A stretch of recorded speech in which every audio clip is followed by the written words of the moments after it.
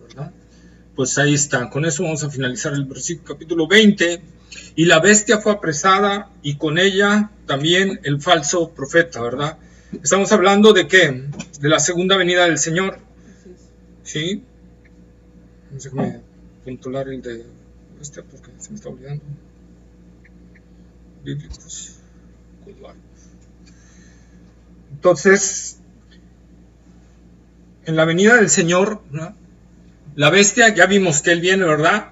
Y que Él va a destruir con el espíritu de su boca. Pero aquí dice, y la bestia fue apresada y con ella el falso profeta. Con la segunda venida del Señor, el Señor va a hacer un juicio especial sobre esa bestia. Veamos por favor 2 de Tesalonicenses, capítulo 2, versículo 8. Segunda de Tesalonicenses. ¿Es antiguo? No. Capítulo 2. Versículo 8. Dice, y entonces se manifestará aquel inicuo, a quien el Señor matará con espíritu de su boca y destruirá con el resplandor de su venida. Ahí está, ¿verdad? Aquel, así, ¿verdad? El Señor matará a ese inicuo y destruirá con el resplandor de su venida. Ojo, destruir no quiere decir aniquilar, son dos palabras muy diferentes. Destruir, aquí se va a significar, y lo vamos a ver más adelante, que la bestia va a ser tomada viva junto con el falso profeta y van a ser lanzados directos al lago de fuego y azufre sin sufrir la muerte como todos los demás que va a pasar, ¿sí? Está establecido los hombres que mueren una sola vez y después de esto el juicio de Dios. Con estos dos no va a ser así. Dios va a hacer una excepción con esos dos. No los va a matar, los va a tirar vivos en el lago de fuego y azufre. O sea, les va a ir peor. Les va a ir peor. Les va a ir peor. Entonces, ese es uno de los castigos, ¿verdad? Y este es el cumplimiento de la profecía también en el Antiguo Testamento de Daniel. Vamos, Daniel capítulo 2, versículos 43 al 45.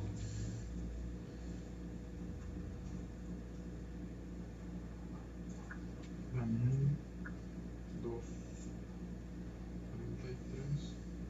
43. ¿43? Sí. 45. Sí. Así como viste el hierro mezclado con barro, se mezclarán por medio de alianzas humanas, pero no se unirán el uno con el otro como el hierro no se mezcla con el barro. Y en los días de estos reyes, el Dios del cielo levantará un reino que no será jamás destruido, ni será el reino dejado a otro pueblo. Desmenuzará y consumirá a todos estos reinos, pero él permanecerá para siempre. De la manera que viste que del monte fue cortada una piedra, no con mano, la cual desmenuzó el hierro, el bronce, el barro, la plata y el oro. El gran Dios ha mostrado al rey lo que ha de acontecer en lo porvenir, y el sueño es verdadero y fiel su interpretación. Ahí está, ¿verdad? Y el sueño es verdadero y fiel su interpretación. Acordémonos del sueño que tuvo Nabucodonosor, de la imagen, ¿verdad? La imagen con cabeza de oro, pechos de plata, esta parte de bronce, la parte que une acá la cadera con las piernas de hierro, y las piernas de hierro, y al final hierro mezclado con barro. Sí. Y en la interpretación que Dios le da a Juan, ¿verdad? A Daniel, perdón, es que la cabeza de oro era Babilonia, el imperio que estaba ahorita actualmente. Dice, oh rey, tú eres rey de reyes, Dios te ha puesto. ¿Por qué? Porque en el reinado de Babilonia, Nabucodonosor no le rendía cuentas a nadie. Él era un rey soberano, por decirlo así. No le rendía cuentas a nadie. Si él decidía, su palabra era la ley. Él podía meter ley y quitar ley como se le diera su gana. Luego los pechos de plata nos hablan del imperio medo-persa, ¿verdad? Que vino posteriormente a conquistar el imperio babilónico.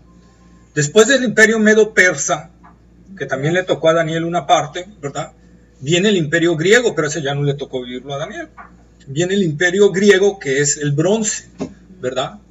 Entonces, después del bronce viene el hierro, que es el imperio romano, ¿sí? La cuarta bestia, que también cuando Daniel habla en el capítulo 7 de las bestias, es la cuarta bestia, el imperio romano. Luego el imperio romano se divide en dos, ¿sí? En el occidente y oriente. Recordemos esa división que hubo del imperio romano. Hierro y barro. No, las dos piernas. Sus piernas. Y ya al final, la última opción del final es hierro mezclado con barro. Y aquí es donde viene la parte importante de la profecía. Dice Daniel que será alianzas humanas. Alianzas humanas, pero llevará consigo parte de la esencia del imperio romano que era. Al imperio romano nadie lo conquistó. No hubo otro imperio que lo supliera, sino el imperio romano se durmió y de ahí recibió varios saqueos de diferentes tribus bárbaras y todo ese detalle, pero en sí un imperio que haya venido y lo haya conquistado, como fue el caso de los otros, no. Se dice que el imperio romano se durmió y actualmente está dormido y quizá está resurgiendo ahorita en estas fechas, ¿verdad? No sabemos cómo, algunos dicen que la comunidad europea, ¿verdad? Pudiera ser. Lo cierto es que va a resurgir, pero con alianzas humanas. ¿Sí? Por eso dice, en parte será muy fuerte y en parte será débil, porque dependerá de las alianzas humanas. ¿Sí? Entonces, estando exactamente en ese imperio, dice Daniel, tú viste una piedra venir del cielo que golpeó en los pies a la estatua y se desboronó toda la estatua. Ese habla de la segunda venida de Cristo, y después esa piedra se hizo un gran monte. Eso habla del reino milenial de Cristo. Un monte, un reino nuevo, totalmente, y todos los otros reinos que pasaron a ser, ya nada. Se desboronaron, se hicieron ceniza. Y eso nos está hablando aquí. Y aquí Juan recibió una profecía aún más clara. Ve venir a Cristo.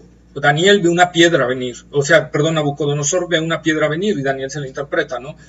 Pero aquí Juan nos está hablando que esa piedra precisamente es la segunda venida de Cristo, que va a venir ¿a qué? A destruir esa última faceta del imperio, total y enteramente, ¿sí? Y aquí vemos también, ¿verdad?, cómo es apresado, o sea, atado esta bestia, este hombre soberbio, altivo, es atado y apresado por el mismo Señor con su sola palabra, ¿sí? Y esto nos habla también de que por muy soberbios que seamos, Dios nos puede humillar. De hecho, yo creo que entre más soberbios, más va a ser la humillación. Más va a ser la humillación. Y a tal grado, te digo, que ¿qué pasó? No sufrió muerte. Los demás ejércitos, lo vamos a ver ahí, ellos sí sufren muerte. Pero la bestia y el falso profeta no sufrieron muerte. Eso mostrando que Dios castiga mucho esa parte. Entre más soberbios seamos con Dios, más fuerte viene el castigo. Más fuerte es la sanción. Y nosotros podemos ver eso. También parte de lo que se ve es que dice que con ella, o sea, con la bestia, a los dos, el falso profeta, que había hecho delante de ella las señales con las cuales había engañado a los que recibieron la marca de la bestia, ¿verdad? Y habían adorado su imagen. Aquí es algo importante que volvemos a recargar, como ya lo hemos visto en capítulos anteriores, cada vez que aparece el falso profeta, que hace señales, esa es la parte importante, que hace señales, que había engañado a la gente con las señales que hace. Y eso nos habla de que no toda señal viene de Dios. No todo milagro, no todo prodigio, no toda señal viene de Dios. El enemigo también puede hacer milagros, también puede hacer señales, también puede hacer prodigios, ¿verdad? Lo único que no puede hacer el enemigo es dar vida. Pero de ahí puede hacer todo. ¿Sí? Entonces no nos debemos de guiar por las señales. Dios nos habla claramente, ¿verdad?, que las señales no son un signo de que Dios esté con nosotros. Por eso él dice que la generación perversa demanda señal. Demanda señal. Así es. Una iglesia caracterizada que por ser iglesia es porque ocurren milagros de Dios, aguas. Una iglesia que es iglesia es porque se guía por la palabra de Dios, no por las señales. Sí, ocurran o no ocurran. El punto principal es sujetarnos a la palabra de Dios, porque Satanás es muy astuto. Nos da lo que queremos. Nos da lo que queremos. Claro. ¿Quieres señales? Yo te doy señales. ¿Quieres milagros? Yo te doy milagros. Y lo podemos ver desde el Antiguo Testamento, cuando Dios manda a Moisés a enfrentarse al faraón. ¿No hicieron los mismos milagros los brujos de faraón? Sí. Moisés aventó la vara y se hizo una serpiente. Los brujos también aventaron una vara y se hizo una serpiente. O sea, es muestra de que Satanás también tiene cierto poder. Claro, comparado con Dios es como un granito de arena en el universo, pero comparado con nosotros o con otros ángeles es poderoso. O sea, es poderoso. Aún comparado con otros ángeles es poderoso. Por eso la Biblia nos manda a tener muy especial cuidado en ese sentido. Y cuando vino la reforma, ¿verdad?, los reformadores, ¿verdad?, que sacaron a la luz otra vez la Biblia y todo eso, ellos fueron muy específicos, muy empeñantes en que nos basáramos en la palabra de Dios. En sí, fueron 5 solas que utilizaron como base para la reforma, y una de ellas era sola escritura.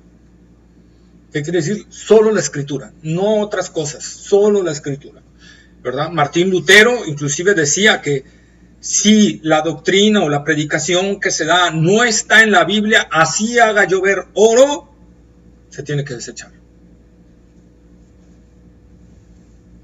Es una parte importante que nosotros tenemos que ver, porque Satanás es muy astuto. Y aquí vemos cómo este falso profeta engañó fácilmente a la gran mayoría de la humanidad, con las señales, con los prodigios que hacía. Mucha gente se mueve por eso, no nos tenemos que mover por eso, solo nos tenemos que mover por la Escritura. No hay más, no hay otro fundamento, el fundamento es la Escritura. Pablo, inclusive para basar sus cartas y todo, Pablo se basó en la misma Escritura, en el Antiguo Testamento, para poder predicar el Evangelio. ¿Sí? El Evangelio no era algo nuevo, el Evangelio ya estaba predicado desde el Antiguo Testamento. Todo el Antiguo Testamento nos habla de Cristo, todo. Entonces todo viene fundamentado en la Escritura, no en milagros, ni en prodigios, ni en nada. ¿Sí? Entonces estos seres no pasan por el juicio del gran trono blanco, entran directo al lago de fuego y azufre. ¿Sí? ¿Y por qué dice que son destruidos? Precisamente por eso, porque son lanzados. Cuando la palabra es destruir, es que ya no puede hacer la función para la cual estaba diseñado. La función de todo hombre para lo cual Dios nos diseñó son dos cosas. Uno, darle la gloria a Él, y dos, señorear sobre la creación, la tierra y todo lo que hay. Dios quita esas dos cosas sobre ellos y los mete en un lugar de tormento eterno, donde cual no van a poder salir. Están siendo destruidos en esa forma, no aniquilados, porque vamos a ver que no los aniquila. El lago de fuego y azufre es un lugar de tormento eterno. Dios los echa ahí y ellos 1000 años después siguen estando allí, y eso lo atestigua la palabra de Dios. Ellos quisieran morir. La gente va a querer morir, pero no va a poder. Mateo 25:41, el Evangelio de Mateo, capítulo 25, versículo 41.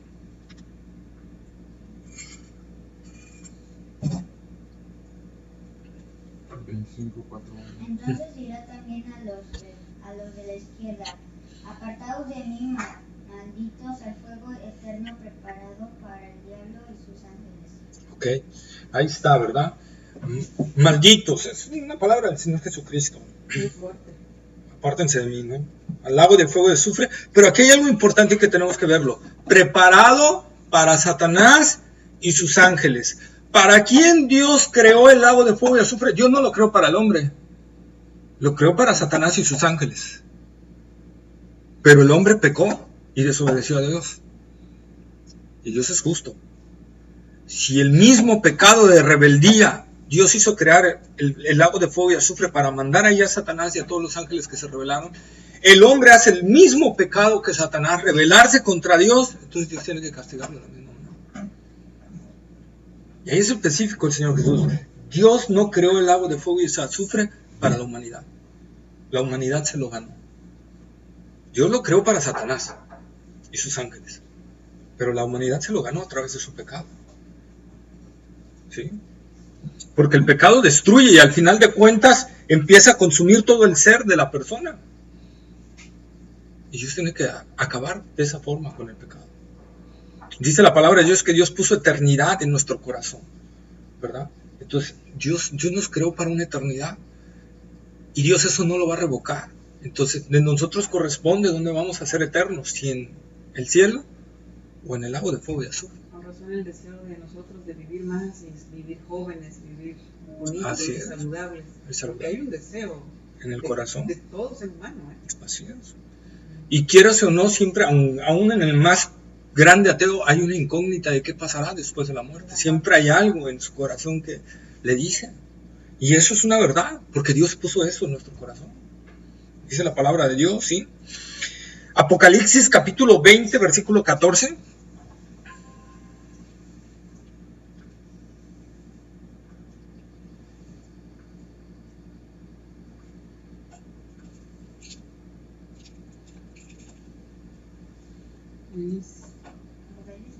¿20? 14. Y la muerte y el Hades fueron lanzados al lago de fuego. Esta es la muerte segunda. Ahí está, ¿verdad? Ser lanzado al lago de fuego y azufre es la muerte segunda. ¿Por qué la muerte segunda? La muerte primera es nuestra física.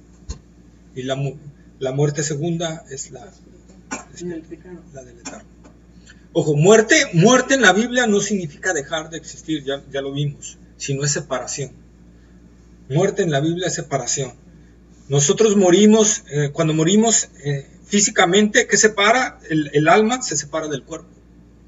Es una separación. Morir espiritualmente, cuando el hombre pecó, murió espiritualmente. ¿Qué quiere decir eso? Se separó de Dios. Y cuando la Biblia habla de la muerte segunda, ¿qué quiere decir? Una separación eterna de Dios. Por eso es la muerte segunda. ¿Sí? A lo que se refiere. Apocalipsis 21:8.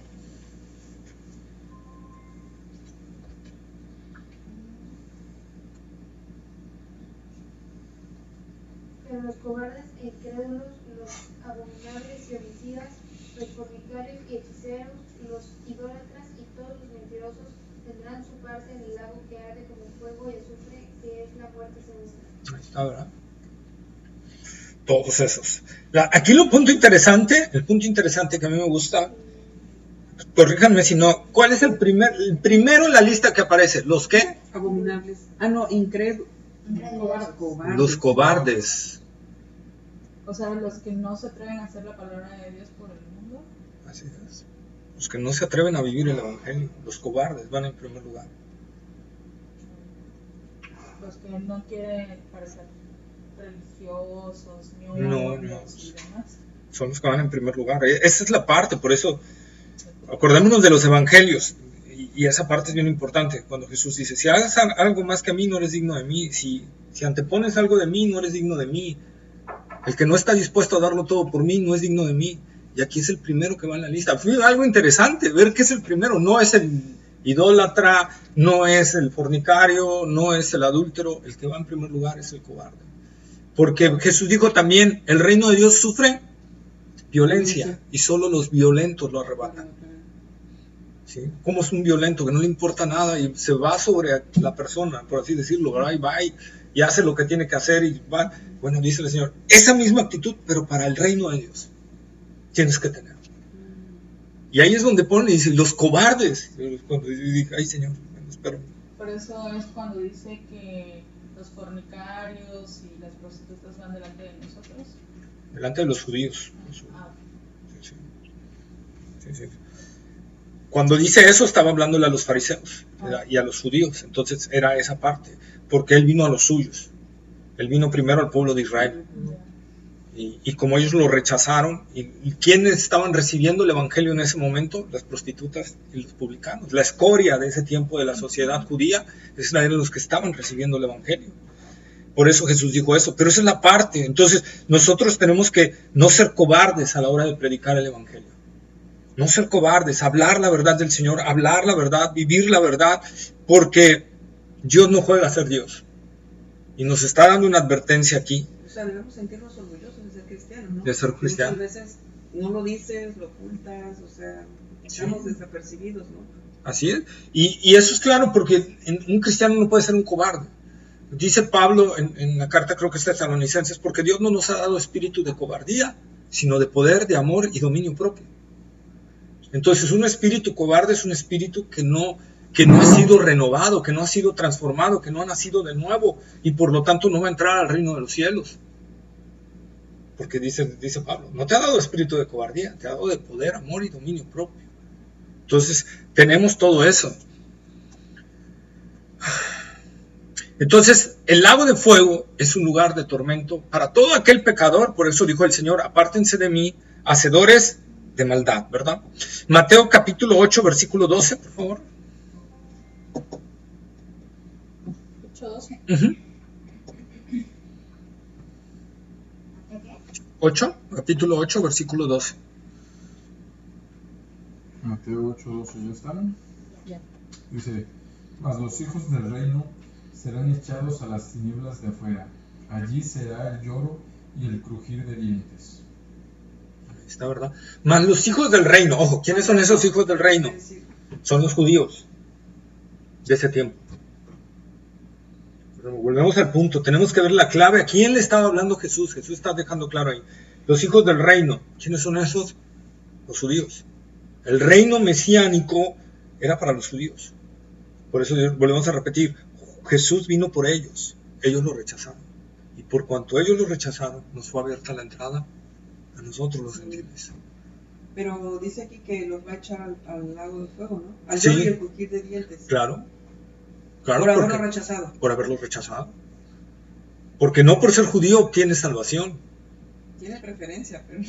Tiene cierto detalle, pero la salvación está en Cristo, no está en la raza sanguínea.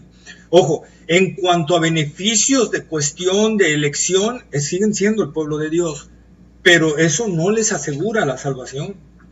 Hasta que no acepten a Jesús. Hasta que como no único acepten a Salvador. Jesús como Señor y Salvador. Inclusive en los tiempos finales que estamos viendo en la batalla de Armagedón, los que van a ser salvos son los que en realidad se arrepintieron.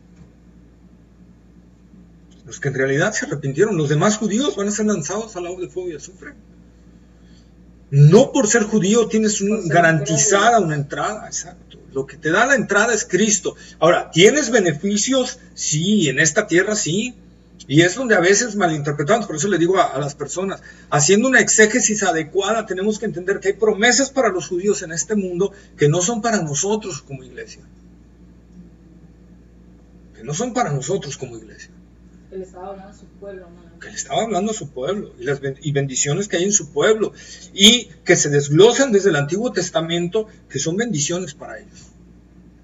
¿Sí? La planta, lo que pise la planta de tu pie será vuestro. Eso es una promesa para ellos, no para nosotros como iglesia. Hay veces muchos cristianos están pisando carros y pisando terrenos y pisando... Eso no es una promesa para nosotros. Es que estoy reclamando las promesas del Señor, no son promesas para nosotros, son promesas para ellos. Y esa promesa no era que si pisaban todo el mundo sería de ellos, sino la tierra que Él les indicó, que le prometió a Abraham.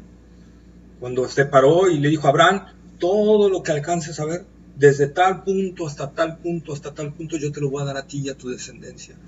Eso es ese sentido, pero no todo de que fueran, imagínate, si no... David hubiera sido uno de los que hubieran dicho, a ver, mis lacayos, váyanse a pisar por todos lados para que obtengamos todo el mundo y mi reino crezca, porque es la voluntad de Dios, ¿no? Entonces nosotros tenemos que ver esa parte.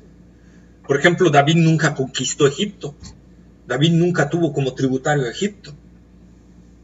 Entonces, ni aún en el reino más fuerte en los tiempos fue así, era solo sobre el lugar que Dios les había prometido desde el tiempo de Abraham. Por lo tanto, yo reclamar esa promesa no es promesa para mí. Dios va a decir, pues no es para ti, no te lo va a dar. Pisa todo lo que quieras, pero no te va a dar nada. Entonces, esa es la parte. Que podemos orar pidiéndole al Señor algo, sí, y ya estará de Dios si nos lo da o no nos lo da, ¿verdad? Pero esa es otra cosa, a demandar una promesa del Señor, ¿sí? Mateo capítulo 13, versículo 42. Mientras lo buscan, como dice el versículo anterior, ahí será el lloro y el crujir de dientes. 13:22. 13:22. Cuando algo nos duele, ¿cómo luego apretamos los dientes? Ay, ¡ah! Bueno, imagínense lo que será ahí. ¿No es 13:42? 13:42, sí. Ah, sí. Sí. Ah, bueno. 42. ¿Quién va? ¿Yo? Sí. Ujú. No creo que Itza, ¿no? No. No. No. Y los echarán en el horno de fuego. Allí será el lloro y el crujir de dientes. Ahí está, ¿verdad? El lloro y el crujir de dientes, una vez más. O sea, Jesús volviendo a hablar, Jesús, el que más predicó del lugar de tormento fue Jesucristo. Y el lloro y el crujir de dientes. Cuando algo nos duele bastante, lloramos, ¿verdad? No podemos ni contener las lágrimas. Lloramos del dolor y apretamos la boca porque nos duele bastantísimo. Inclusive, cuando no hay anestesia, que utilizamos pañuelos para que la gente mordiera y pudiera sostener el dolor. Bueno, así va a ser el lago de fuego de Jesús. Terrible lugar ese. Mateo 24, 51. Mateo capítulo 24, versículo 51. Y lo castigará duramente y pondrá su parte con los hipócritas. Allí será el lloro y el crujir de dientes. Esta otra más. 25, versículo 25 y 29. Capítulo, 25 y versículo 29. Porque al que tiene le será dado y tendrá más, y al que no tiene aún lo que tiene le será quitado. 25, capítulo 25, versículo 29. Sí. Pues ya me equivoqué en esa cita. Apocalipsis 20:10, perdón, me equivoqué en esa cita. Sí, veo que tengo ahí un espacio en blanco. Apocalipsis 20, versículo 10.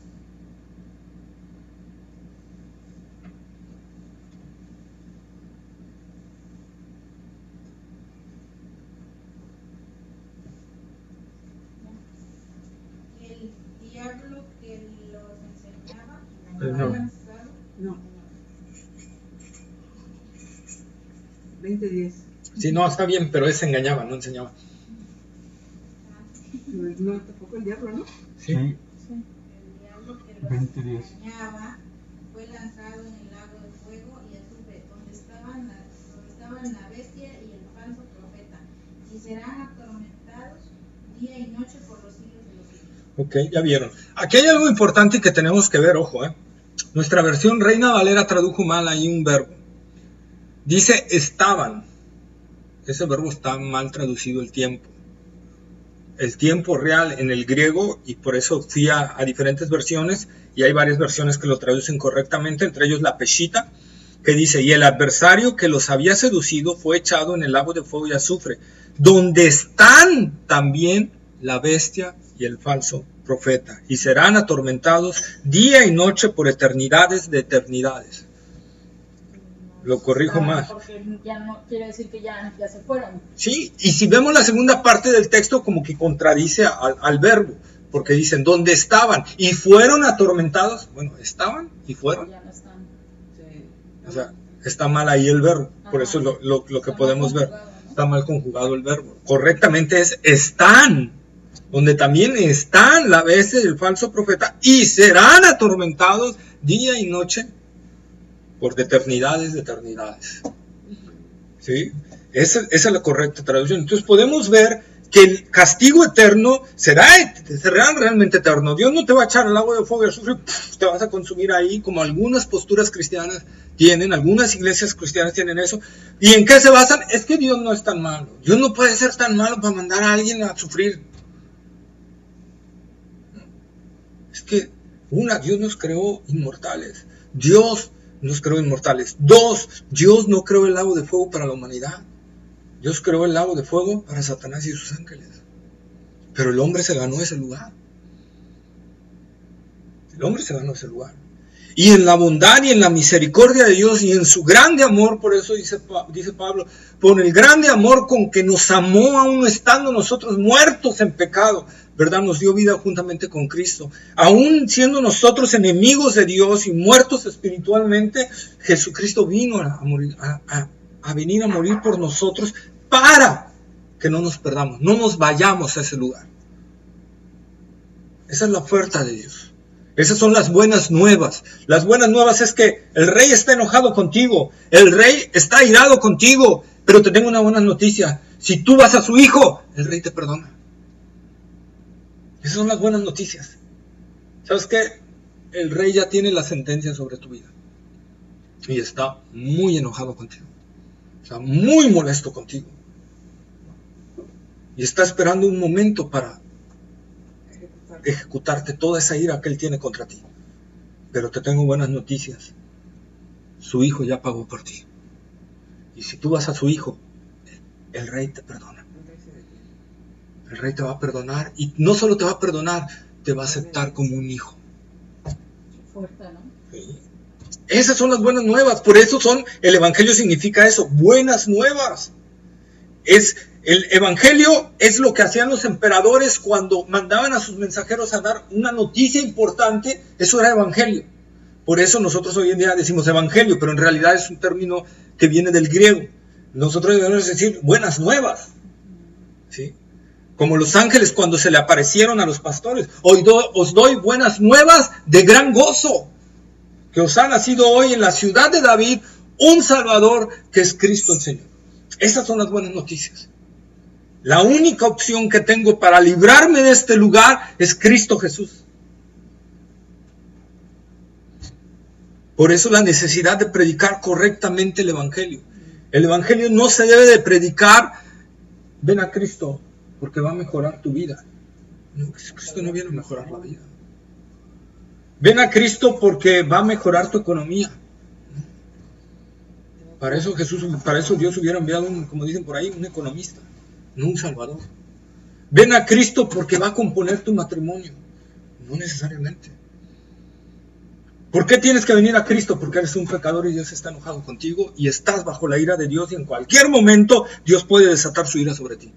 Y la única opción que tienes es reconciliarte con Dios por medio de su Hijo. No hay otra opción. Aferrarte a su Hijo. Es la única opción de salvación que tenemos. La otra opción es el lago de fuego y azufre. Por eso Jesús dijo, solo hay dos caminos, no hay más. Esa es la parte. Y será el lloro y el crujir de dientes. Entonces vemos aquí que la bestia después y el falso profeta después de 1000 años estaban aún ahí siendo atormentados. Y Dios nos lo está advirtiendo vez tras vez en su palabra, que ese lugar es real. Y que es un lugar de tormento. Y que es un lugar cual Dios nos está advirtiendo y nos está diciendo que hay la opción para librarnos de ese lugar. ¿Verdad? Después de ahí dice, ¿verdad? En Apocalipsis, leyendo nuestra lectura, dice que todo el demás ejército, ¿qué fue? Fulminado. Solo a la bestia y al falso profeta los agarró y los lanzó al lago de fuego y azufre. A los demás los mató y de una manera especial. Vayamos a Zacarías, capítulo 14, versículo 12. Sí, es el penúltimo libro del Antiguo Testamento. Zacarías, Malaquías y luego sigue Mateo. Zacarías 14, 12. Zacarías capítulo 14, versículo 12. Y esta será la plaga con que herirá Jehová a todos los pueblos que pelearon contra Jerusalén. La carne de ellos se corromperá estando ellos sobre sus pies, y se consumirán en las cuencas sus ojos, y la lengua se les deshará en su boca. ¿Verdad? Así Dios fulminará a todo el ejército que vino a pelear contra él y contra Israel. De esa manera. Parecería un arma biológica, ¿no? Algo así. Hay quienes dicen que a lo mejor, no sé, Dios haga estallar las bombas atómicas que vienen con ellas acompañándolos, ¿no? Pudiera ser. Pero la función que está es que se deshará su carne en plena vida de ellos. Un virus Mortal. Porque dice, la carne de ellos se corromperá estando ellos sobre sus pies. Sí, o sea, vivos. Vivos, se empezarán a podrir. Van a podrir, su lengua será nada, vaya. Sí. Así van a ser matados. Y con la simple palabra del Señor. Con la simple palabra. No va a bajar y va a tirar golpes, no, simple palabra y ahí está. Salmo capítulo 18, versículo 15.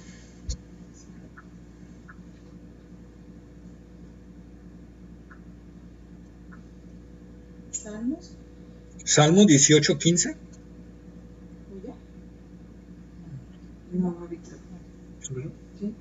Salmo 18, 15. Entonces aparecieron los abismos de las aguas y quedaron al descubierto los cimientos del mundo. A tu reprensión, oh Jehová, por el soplo del aliento de tu nariz. Ahí está, ¿verdad? Ahí está, con el soplo del aliento de tu nariz. Dios no tiene que hacer gran cosa para... Salmo 76, 6. Salmo 76, 6.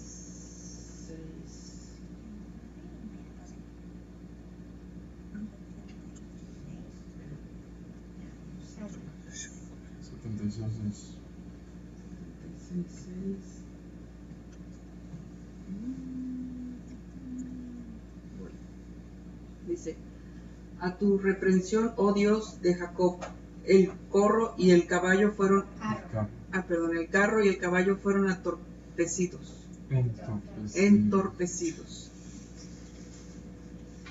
Ahí está, ¿verdad? A su sola voz. Sí. Ahí está. Nosotros podemos ver esa parte. A su sola voz. Dios no tiene que esforzarse. Jesús no va a esforzarse. Jesús no va a emitir un gran poder así que lo deje debilitado. Él solo dice su palabra y se va a ejecutar eso. No hay más. ¿Sí? Y con eso acaba la batalla de Armagedón. Un ejército incontable, grandísimo.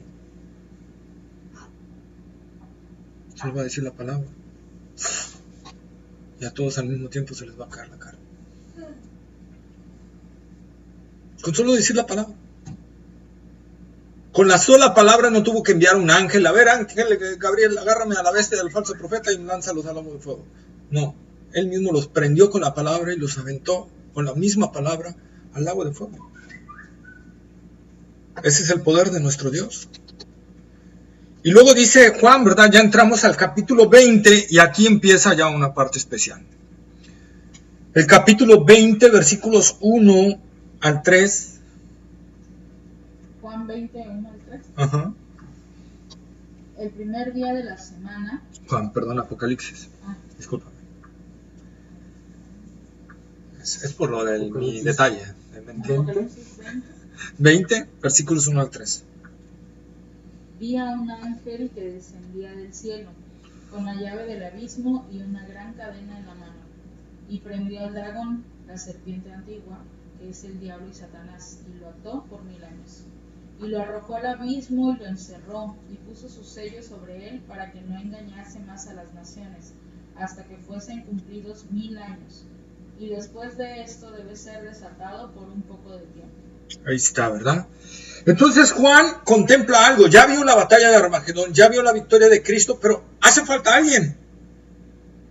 Ya Jesús agarró al falso profeta y a la bestia y los lanzó al lago de fuego y azufre. Y todo el ejército lo destruyó con su sola palabra. Pero falta alguien, Satanás.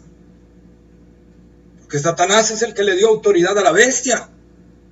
Y entonces esa parte viene aquí. Y ahí sí, Jesús envió un ángel. Porque todavía no es el tiempo de entrar con él directamente a dar cuentas con Satanás. Satanás era uno de los últimos enemigos a los cuales va a destruir. Porque todavía hay un plan de Dios con Satanás. No para salvarlo, porque lo va a destruir, lo va a echar al lago de fuego y azufre. Hay un plan y lo vamos a ver. Porque dice, será atado por un tiempo de 1000 años y después será suelto por un breve tiempo otra vez. Dios tiene un plan. Por eso no va a destruir a Satanás todavía. Todavía no lo va a echar al lago de fuego y azufre. Por eso Jesús no lo captura con su palabra. Lo deja. Me envió un ángel que lo haga. ¿Sí? Y nosotros vemos entonces que Juan ve a un ángel venir, ¿verdad? La actividad angélica en Apocalipsis la estamos viendo, es muy fuerte. En ese tiempo, en la gran tribulación, va a ser un tiempo muy fuerte de actividad, tanto angelical como de demonios. ¿Verdad? Va a haber bastante detalle ahí. Entonces, Jesús envía un ángel, dice, ¿y qué podemos ver en este ángel? ¿Qué lleva el ángel? ¿Qué llevan? La llave del abismo. ¿Qué más? Y una gran cadena. ¿Y qué más? Al dragón. No, lleva algo más. Y lleva un sello. ¿Sí? Lleva la llave del abismo, una gran cadena en la mano y el sello. Ojo, aquí tenemos que entender dos cosas. Dios nos está hablando por medio de un antropomorfismo, o sea, en términos que podamos comprender. Satanás no va a ser atado con una cadena real porque él es espíritu. Sí, nada más con la pura palabra. Sino que va a haber, es un simbolismo para que entendamos que de alguna manera Satanás va a ser atado, va a ser nulificado en ese momento. Él hecho quieto, punto, se acabó, ¿no? Él no, va a enviarlo por medio del ángel, pero con la autoridad de él. Con la autoridad de él, y algo va a poner sobre Satanás que no va a poder soltarse en ese momento, ¿no? Algo va a ser lo que va a poner. La llave del abismo no es porque el abismo... Va a haber paz en ese tiempo. Mucha paz. Sí, porque va a estar y lo vamos a estar viendo. Sí. Pero supongo yo que lo tiene atado precisamente para que él agarre más ira o cosas así, porque dice no, que después debe ser desatado por un breve tiempo. Por un breve tiempo. Él ya es un ser consumido en ira. Todo su ser está a eso. Por eso él no descansa día y noche. Anda rondando todos los días buscando a quién devorar. Sobre todo a los cristianos. Buscando cómo dañar su testimonio, su vida y todo eso. Él anda respirando amenazas a cada rato. Con un rencor y un odio tremendo sobre nosotros. Lo va a atar en el sentido de que tenemos que entender. Y ahí es una parte importante. Que lo tiene que atar. Porque otra vez, volvemos a decir. Ante Dios no es nada. Pero él, ante los ángeles y ante el hombre, tiene mucho poder. Recordemos que el nivel angelical era un querubín. Y dentro del nivel angelical es de los más altos rangos, si no es que el más alto rango, el nivel angelical. Y dentro de los querubines era el más grande y el más poderoso antes de revelarse. Dios lo creó así, a Satanás.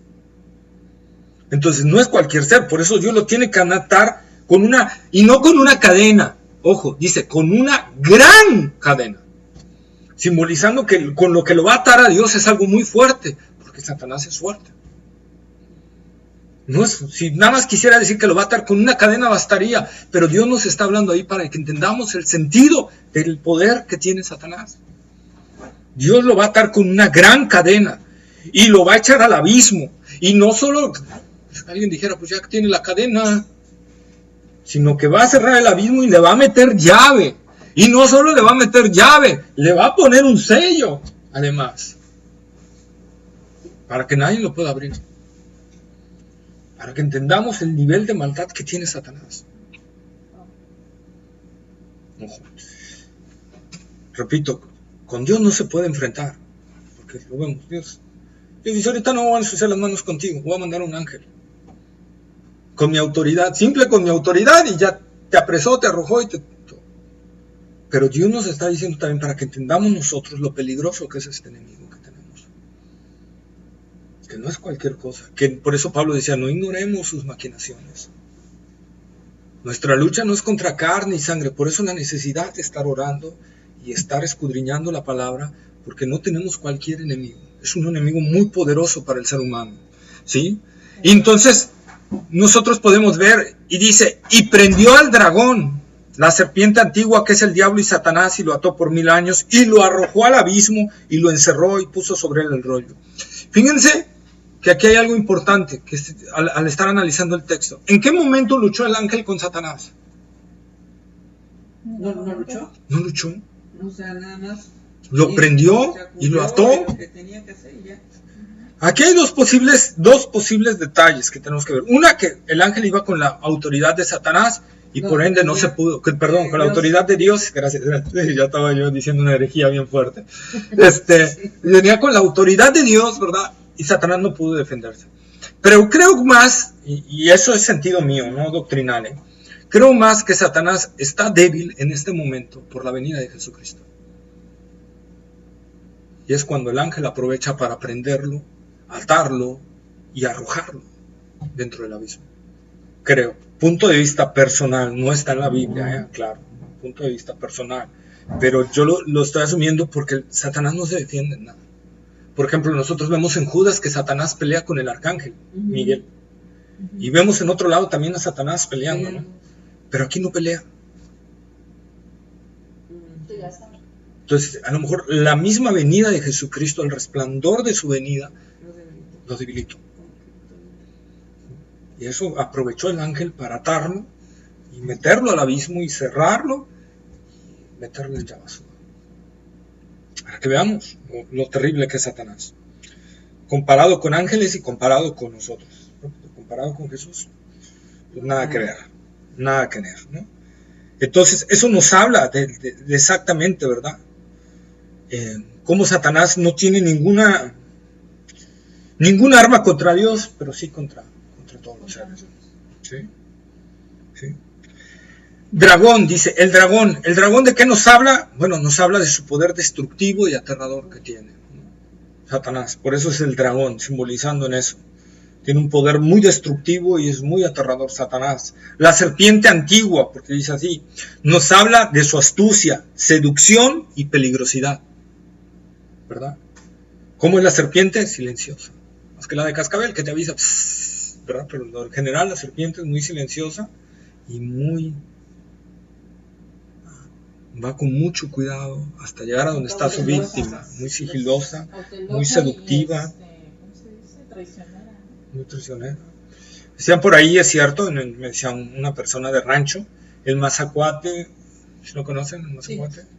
Bueno, el mazacuate está abajo y un pájaro está arriba, ¿no? Papán, el tordo o lo que sea. Entonces el mazacuate se levanta así sobre la tierra y le empieza a bailar la cabecita y parte del cuerpo y Y el ave se le queda viendo y ¡pau! Se cae. Y ahí la aprovecha y la agarra. Entonces tiene un poder de seducción muy fuerte la serpiente. Entonces, por eso nos habla eso. Y precisamente nos habla de la serpiente antigua. ¿Por qué? Haciendo recordar el huerto del Edén. ¿Sí? La serpiente que Satanás utilizó para engañar a Eva. ¿Sí? El diablo. ¿Por qué el diablo? Bueno, el diablo significa acusador, difamador, calumniador. Este nombre conlleva el acusar y desprestigiar a los creyentes delante de Dios. ¿Sí? Juan capítulo 8, versículo 44. Juan capítulo 8, versículo 44. ¿Quién va? ¿Va Lili? ¿Así? No, ya. Vamos atrás. Sí. ¿Juan qué? 8:44.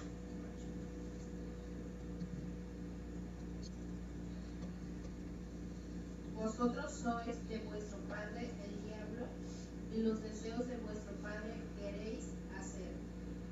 Él ha sido homicida desde el principio y no ha permanecido en la verdad, porque no hay verdad en él. Cuando habla mentira, de suyo habla porque es mentiroso y padre de mentira. Ahí está, ¿verdad? Padre de mentira, ¿qué quiere decir? El inventor de la mentira. Él fue el que le inventó la mentira. ¿Sí? Él es el padre de toda mentira. Zacarías capítulo 3, versículos 1 y 2. Zacarías, ¿cuál? Zacarías 3, versículos 1 y 2. ¿1 y 2? Sí, Zacarías capítulo 3, versículos 1 y 2.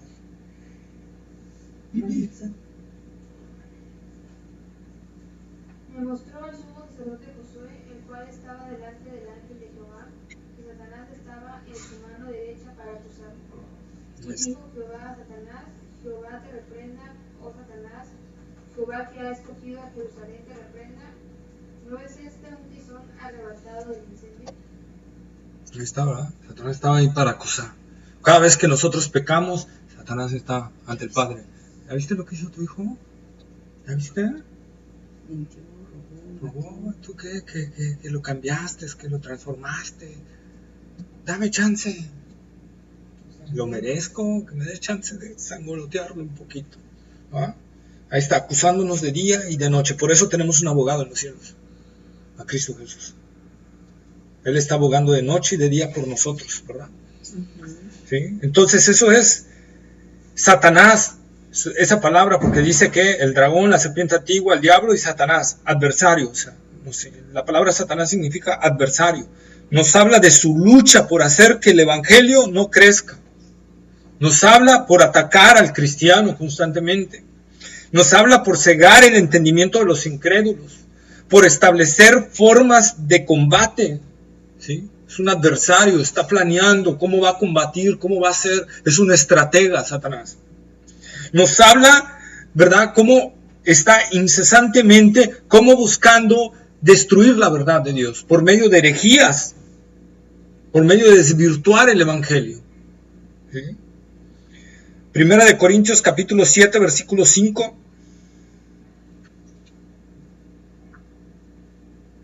Primera de 7:5.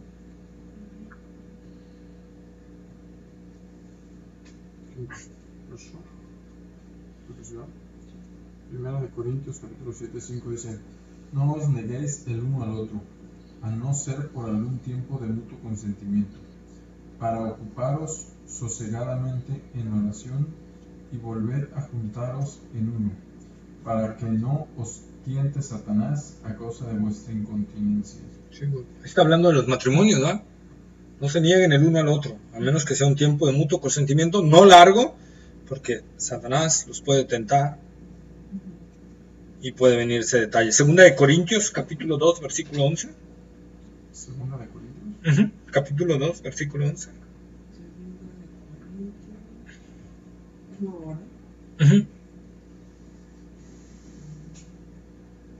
Capítulo 2. ¿11? Sí. Dice, para que Satanás no gane ventaja alguna sobre nosotros, pues no ignoramos sus maquinaciones. Está, que Satanás no gane ventaja alguna sobre nosotros. pues no ignoramos sus maquinaciones, sino está hablando acerca del perdón y de otras cosas el contexto. Tenemos que verlo eso. Cuando nosotros no perdonamos, Satanás gana ventaja sobre nuestras vidas. Segunda de Corintios capítulo 11, versículo 3. Pero temo que como la serpiente con su astucia engañó a Eva, vuestros sentidos sean de alguna manera extraviados de la sincera fidelidad a Cristo. Ahí está, ¿verdad? Esa es otra de las cuestiones de Satanás, como les decía, es buscar cómo desviarnos de la verdad, cómo desviarnos de nuestro enfoque hacia Cristo. Va a utilizar todo. Satanás nunca va a venir y se va a presentar y va a decir, yo soy el diablo y te voy a destruir. Claro. Él busca absolutamente, ¿cómo puedo desviarlo de su sincera fidelidad a Cristo? Y hoy en día las iglesias están cargadas, muchas iglesias, no todas, ¿verdad? Pero están cargadas con esa parte de verdad y mentira, ¿no? De verdad y mentira. Y así es como te seduce o como te engaña, ¿no? ¿O cómo te engaña? Buscando, es que Satanás es tontísimo. Entre más contenido de verdad tenga la mentira, más peligrosa es. Más creíble. Sí. Exacto. Más peligrosa es, porque te la tragas. Es como si te meten una capsulita de cianuro en una albóndiga así, ¿no? Y está adentro, ahí te echan el polvito. Y tú, ¡ay, qué rica albóndiga! Y ni sientes el cianuro, pero lo sientes ya cuando... O veneno, ¿no? Sí. Entonces, esa es la parte. Y esa es la estrategia de Satanás. Buscar cómo desviarnos de la verdad. Cómo desviarnos de nuestro enfoque hacia Cristo, de nuestro caminar hacia Cristo. Si alguna vez me hicieron caso y leyeron El Progreso del Peregrino, ¿verdad? Ahí van a ver, este puritano de los años 1600 escribe precisamente eso. Cómo Satanás va a buscar en tu caminar cristiano que te desvíes a uno u otro lado, te va a poner 1000 cosas para distraerte de tu sincera fidelidad a Cristo.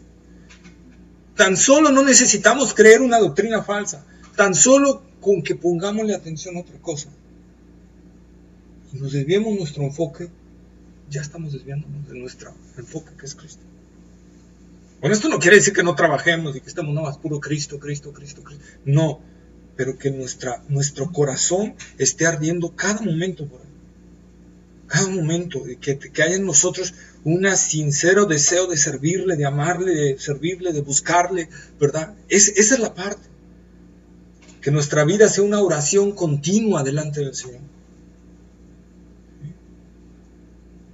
Entonces, esas son las cosas que hace Satanás buscando cómo. Por eso Pablo dice en Efesios capítulo 6, versículos 11 al 19, que nuestra lucha no es contra carne y sangre, sino contra principados, potestades, gobernadores de las tinieblas, huestes espirituales de maldad, gobernadores, y contra el mismo Satanás. Por eso dice Pablo, por eso ponte toda la armadura de Dios. Pablo no dice, por eso vete a tirar aceite, vete a tirar vino, vete. No. Pablo dice, ponte toda la armadura de Dios. ¿Y toda la armadura de Dios qué es? Pon la palabra, pero también justicia, la justicia de Cristo. El que en verdad haya sido salvo, te pones la justicia de Cristo. El cinturón de la verdad. Hablar con verdad siempre, eso es parte. Esas son las cuestiones donde Satanás ve que no estamos revestidos en algún lado y ahí busca atacarnos. El evangelio, predicar el evangelio, el calzado del evangelio de la paz. Predicarlo y vivirlo.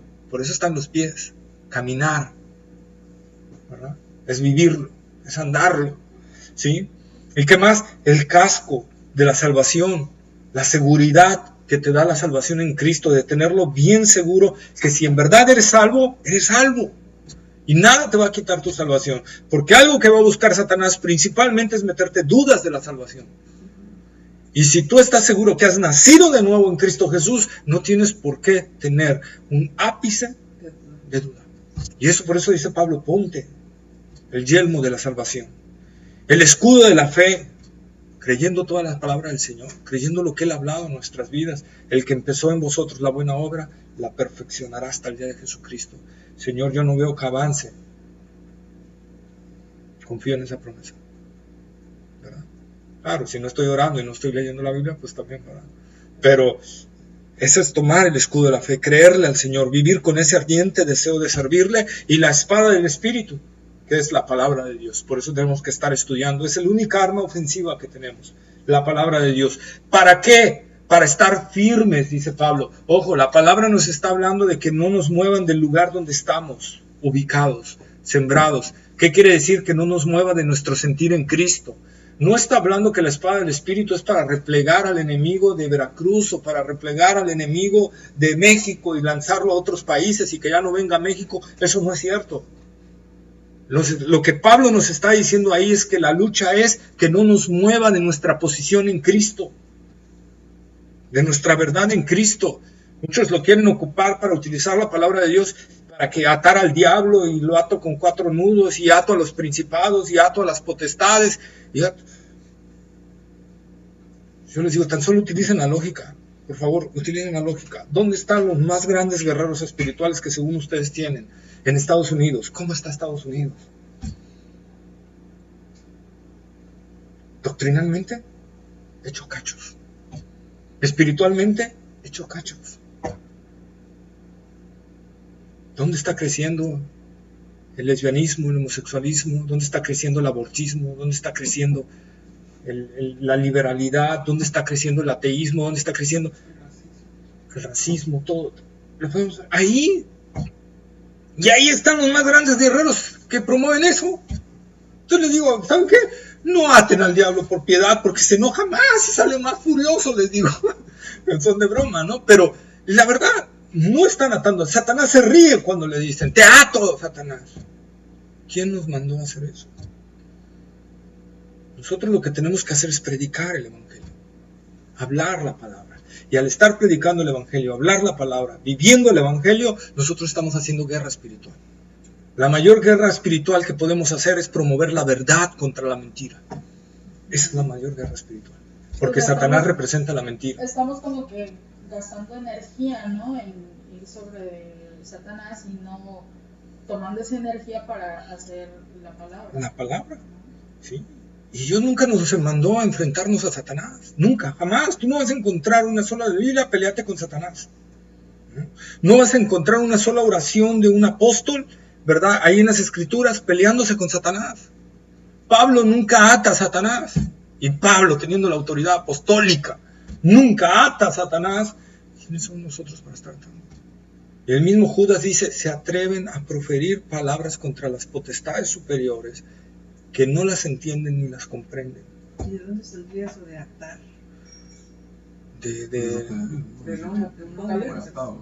Sí, cuando Dios le dice a Pedro, todo lo que atares en la tierra será atado y todo lo que desatares será desatado. Pero no estaba hablando de atar a las potestades, porque vemos que nunca Pedro utiliza eso. No, pero digo, además le estaba hablando específicamente. Y le estaba hablando a la cuestión de Pedro. Lo que Dios le estaba diciendo a Pedro, y fue lo que hizo Pedro, fue precisamente en Pentecostés. ¿Qué hizo Pedro? Fue el primero que se levanta a predicar y desata la palabra de Dios ahí entre los judíos. Y es el primero en abrir, te doy las llaves, es el primero en predicar el mensaje entre los judíos, ya sin Cristo en la tierra. Luego lo mandan a traer los gentiles, Cornelio, y Dios le tiene que decir, ve a casa de Cornelio. Ándale, Pedro, porque Pedro se hubiera negado, y aunque, ¿verdad? Y ve, ¿y qué hace Pedro? Predica el evangelio entre los gentiles y abre esa puerta para los gentiles. Y luego va con los samaritanos. Pedro abrió las 3 castas que había en ese entonces. Fue Pedro. A Dios, Jesucristo le dio esa función a Pedro, de abrir esa parte. Y eso se lo dio a él. Y a él fue el que le puso eso. Y a los apóstoles fue el que les dio cierto poder y cierta autoridad. Nosotros. Y tú aún viendo que les da cierto poder y cierta autoridad, nunca ves a Pedro, a Pablo, a Juan, a ninguno atando al diablo. Es más, Pablo dice, y traigo por ahí la cita, no me acuerdo ahorita en dónde, donde dice, he querido, es en Romanos, dice, he querido ir a ustedes a visitarlos, pero he sido estorbado por Satanás. Oye, Pablo, ¿y qué no lo puedes atar? Sátalo y échalo a un lado, hombre. Y ves que Pablo no está diciendo, pero lo estoy atando, hermanos, ¿eh? No dice eso Pablo. Porque Pablo sabe que si está siendo estorbado por Satanás, al final de cuentas, Dios lo está permitiendo y por algo, ¿no? Pero la culpa le está estorbando Satanás. Nosotros tenemos que ver esa parte. ¿Cuál era la función de Pablo? Predicar el evangelio, dice Pablo. Esa es mi función, predicar el evangelio y edificar a las iglesias en las doctrinas y todo. Esa es mi función. Pablo no desgastaba su tiempo en tonterías. Y eso es lo que quiere Satanás. A Satanás le encanta la guerra espiritual, porque desvía toda tu atención hacia tonterías. Hacia él. ¿Sí? Y ojo, toda la gente que se mete en eso termina mal. Termina mal. Yo tengo a un conocido que fue un muy buen empresario aquí en Veracruz, muy exitoso, dueño de una empresa muy exitosa que estaba ganando bastante, se empieza a meter en esto, en la guerra espiritual, se convierte al cristianismo, se empieza a meter en esto, no escuchó, sí le dieron advertencias, pero no escuchó. Y de repente tú veías que, de repente, ¡ay! ¿Y ahora qué tienes? Ay, es que un demonio me pasó golpeando. Y, ¡ay! ¿Y ahora qué tienes? Ay, es que me mordió. Y un predicador un día le dijo, ¿sabes qué? Estás mal, porque la palabra de Dios dice que el que es de Dios, Dios le guarda y el maligno no le toca. Y si a ti te está tocando, es que estás metido en cosas que Dios no te está mandando. Te estás metiendo en cosas que Dios no te está mandando. Y ten cuidado, vas a terminar muy mal. ¿Cómo terminó? Loco. Terminó loco. Sin empresa, sin nada. Todo eso que podía ver y percibir. Y percibir y luchar contra Satanás. Sí, y luchar. en esa lucha la gente se cree Dios. Sí. Porque ni siquiera le dan la gloria a él. En el fondo no le dan la gloria a él. O sea, yo tengo el don, ¿no? ¿El don de eso? De esto, el don de esto, el don de aquello. Yo puedo atar, yo puedo desatar. Pero si es correcto decir Jehová te reprende. Así es. El Señor te reprenda, eso sí. El Señor te reprenda, Satanás. Dios te reprenda. Y ya, no te pones a pelear. No, pues no voy a ocupar mi tiempo en eso. Claro. Todas las oraciones que encontramos en la palabra de Dios, no hay una oración que se dirija a Satanás. Claro. Oye, Dari, cuando hay un endemoniado y ¿qué haces? O sea, porque sí los hay. Echarlo fuera en el nombre de Jesús. Sí. Pero pidiéndole sabiduría antes al Señor. Ojo, porque también podemos hacer mucho mal. Lo sacas pero no metes a otro lado más peligroso. O sea, tenemos que ser muy conscientes de ver lo que vamos a hacer y pedirle sabiduría al Señor. Señor, ¿qué hago? Y la humildad, ¿no? También, porque igual como dices, ¿no? Después así como que yo ya he hecho fuera de monjes, cosas así. Sí, es lo que pasa. Entonces, pero por la autoridad de Jesús. Eso tenemos que estar muy conscientes. No es mi autoridad, es la autoridad de Jesús. Yo solo tomo prestada esa autoridad y en el nombre de Él se va el demonio. No se va en la autoridad del pastor o del evangelista, no, se va en la autoridad de Jesús. Pero aún Cristo no andaba buscando endemoniados. Pues, a ver, ¿dónde hay un endemoniado?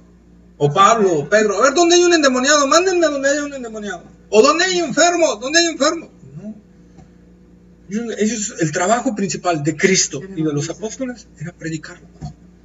Esa es la parte. Nosotros tenemos que ver eso. Ese es nuestro punto principal. Todo lo demás es desviarnos la atención. Si hay algo, bueno, si en ese predicar hay un endemoniado, bueno, se libera. Pero es en ese predicar. Si en ese predicar hay un enfermo, bueno, se ora por él. ¿Verdad? Si en ese predicar. Pero no es andar buscando. Precisamente por eso él cuando llega a nosotros nos dice, ¿no? Que primero es amar a Dios sobre todas las cosas. Así es. Y después amarnos a nosotros, al prójimo como uno mismo.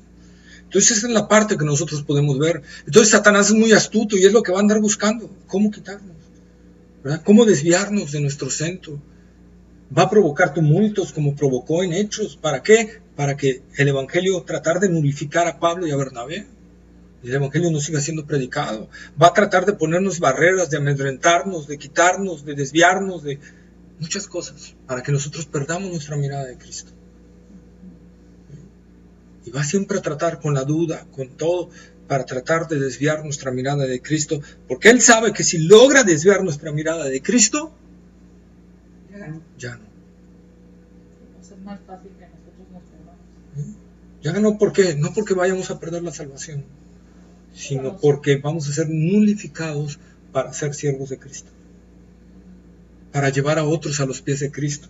Y al contrario, podemos ser tropiezo para otros de traer gente a Cristo. ¿Verdad? Y cuando somos tropiezo para otros de traer gente a Cristo, dice la palabra de Dios, ay, o que hagamos caer a algún hermano, ¿eh? Por nuestro testimonio, dice Jesús, ay por el que vienen los tropiezos. Entonces nosotros tenemos que ver eso. Por eso es la necesidad de estar orando. Si sabemos que tenemos un enemigo tan fuerte, tenemos que estar alerta. La única forma de estar alerta es orando a Dios. y leyendo su palabra, meditando su palabra, todos los días. No hay otra forma. La Guerra Fría entre Estados Unidos y Rusia, ¿cómo era? Constantemente se vigilaban el uno al otro. Este mandaba espías para allá y el otro tenía espías acá y se estaban vigilando el uno al otro y no dejaban de vigilarse. ¿Por qué? Porque sabían que en cualquier momento que se descuidaran, el otro podía atacarlos. Nosotros es así igual. Si nosotros descuidamos nuestro sistema de inteligencia militar, que es la oración y la palabra de Dios, entonces el enemigo ahí nos va a agarrar. Es como si en ese tiempo hoy en día, militares, narcotráfico. ¿Qué pasa si un militar con su Facebook, como de repente los vemos por ahí, las patrullas, ¿verdad? Pero están ahí con su Facebook, y están ahí, pasa un narcotraficante, pum, pum, pum, pum, pum. Ya los mató. ¿Por qué? Estaban distraídos. Lo mismo por eso nos pasa con Satanás. Muchos tropezamos, muchos caemos, nuestro testimonio no es fuerte, nuestra vida no es fuerte y muchas cosas. ¿Por qué? Porque estamos distraídos. Y viene el enemigo y ¡suapa! Nos mete un golpazo. Cuando vemos ya nos hizo tropezar, o ya nos tambaleó, o ya nos hizo mover de nuestra fidelidad a Cristo. Esa es la parte que tenemos que tener mucho cuidado. ¿Sí? Bueno, pues ahí lo vamos a dejar. Vamos a orar. Okay. ¿Alguna duda, pregunta? No. Próxima clase ya empezamos a ver, vamos a ver un poquito todavía más de esto, de este apreciamiento, y entramos al reino milenial de Cristo. Ya entramos a lo que es el reino milenial y vamos a ver. Ya, detente tú. Ya, detente. Bueno, perdón, no les estoy diciendo a ustedes. Es que están viendo. Gracias. Tú. Bueno, vamos a orar. Bendito Dios y Padre nuestro, Señor, gracias, amantísimo Dios, por tu misericordia, por tu fidelidad, por tu amor, Señor. Gracias, Padre, porque muestras tu gran amor para con nosotros, Señor, al hablarnos a través de tu palabra, Señor. Al hablarnos, Señor, que tú, Señor, obtendrás la victoria final, que todo se mueve, Señor, a tu voluntad, Señor. Pero también nos hablas acerca de nuestra fidelidad a Cristo, Señor. De que debemos, Señor, ser como soldados, Señor. Estar alertas, ser disciplinados, Señor. Y bien fundamentadas, Señor, nuestras armas, Señor, que es la palabra de Dios y la oración, Señor. Ayúdanos, Señor, porque nuestro enemigo es terrible. Nuestro enemigo nos acecha de día y de noche, Él no descansa, Señor, buscando cómo hacernos tropezar, y guiándonos, Señor, para que demos un mal testimonio ante ti, Señor, y ante la gente. Ayúdanos, Señor. Reconocemos, Señor, que muchas veces, y este servidor tuyo también lo dice, Señor, muchas veces hemos sido tropiezo a mucha gente, Señor. Y te pedimos perdón por eso, Señor, por nuestro carácter, por nuestras maneras, por muchas cosas, Señor. Que tú sabes, Señor, que tanto en mi vida antigua, Señor, con mis explosiones, con todo lo que tenía, manché mucho tu nombre, Señor. Pero te ruego que tengas misericordia de mí y de cada uno de los que estamos aquí, Señor, para que nuestra vida, Señor, hoy, Señor, en la noche tenga un cambio real, Señor. Que a partir de este momento tomemos una actitud, Señor, de soldados de Cristo. Que eso así nos define tu palabra. Somos parte de tu ejército, Señor. Y como buenos soldados de Jesucristo, Señor, estar en disciplina, Señor, de orar, de meditar en tu palabra, de analizar nuestras vidas y nuestra fidelidad a Cristo está siendo en verdad tan devota como lo dice tu palabra, Señor. Que nuestra mirada realmente está puesta en Cristo Jesús, Señor. Te ruego que tú obres en nosotros, Señor, y obres en mí, y obres en cada uno de los que estamos aquí, Señor, para que nuestra vida, Señor, esté centrada en Jesucristo, como dice Hebreos, puesto los ojos en Jesús, el autor y consumador de la fe, Señor.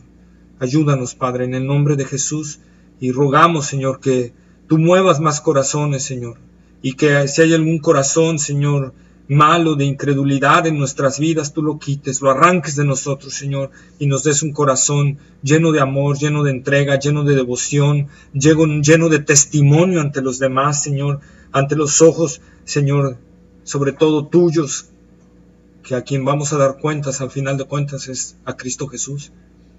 Y Señor, queremos dar buenas cuentas.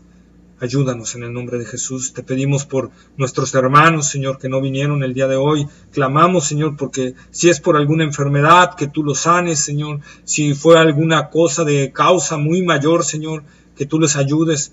Pero que también, Señor, si fue algo que pudieron aplazar y no lo hicieron, Señor, que tú tengas misericordia de ellos, Señor. Porque tu mandato es que no nos dejemos de congregar, Señor, sino que busquemos el estar congregarnos, de ponerte a ti en primer lugar sobre todas las cosas, Señor. Nada puede estar por encima de ti, porque si ponemos algo a la par o por encima de ti, Señor, ya es idolatría. Ayúdanos, Señor. En el nombre de Cristo Jesús te lo pedimos, y al ir ahora a nuestros hogares, Señor, tú nos lleves con bien, y en tu voluntad, Señor, nos guardes y nos libres de todo mal, Señor. Y al igual, Señor, a mis hermanos que se quedan aquí, Señor, en este hogar que tú les has dado, que tú los sigas bendiciendo y guardando también de todo mal, Señor.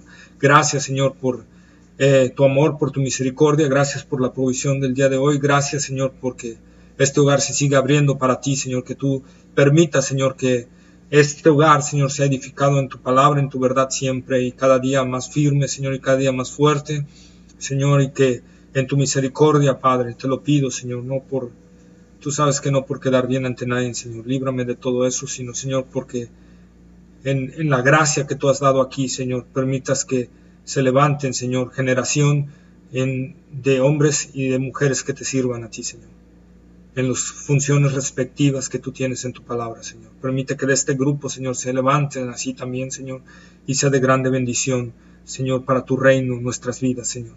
Sobre todo para dar buenas cuentas a Cristo, Señor. Gracias, en el nombre de Cristo Jesús te lo pedimos. Amén, Señor. Amén. Amén. Pues ahí estamos.